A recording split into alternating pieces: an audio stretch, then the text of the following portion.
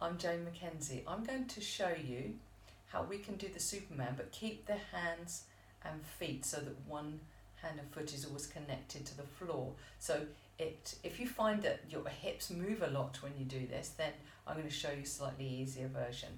So if we come into our box position, so have the hands directly below the shoulders, and from there pull the tummy in so that we're not arching the back, we keep that back flat. So press the shoulders back and down. You're looking down at the floor just here. If I bring my head down, you can see it tips forward. So I want to keep my head in line, so I look just in front, about hand's length in front of my mat. The knees are directly below the hips. And from this position, we're going to take one hand, keep the elbows soft, take one hand and just run the fingers along the floor. And then bring it back. Then take the other hand, run the fingers along the floor, and then bring it back. Still keeping everything nice and level. The elbows are soft, pulling in on the tummy muscle. So we gently pull in as if someone's tightening your belt just a tiny bit.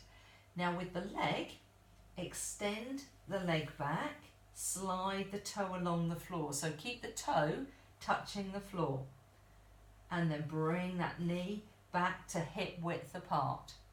Take the other leg, pull the tummy in, and then gently slide the leg without this hip moving. And then gently bring that back. So we have one arm comes forward, then the other arm comes forward just with a little finger just touching the floor. Then one leg, sliding it back, keep the elbows soft, and then slide back with the other leg and release it. Good. So if you keep practicing that, you only progress that once the hips are nice and stable and that the shoulders are nice and back and the trunk of the body doesn't move. So we're challenging those core muscles, so it's working through the transverse abdominis. You're getting some work through the shoulders because the shoulders are bone loading, because we're pressing down on the floor, and we're getting some work through the stabilizers on the hips. So it's a really good exercise to do, but we don't necessarily need to lift off the floor.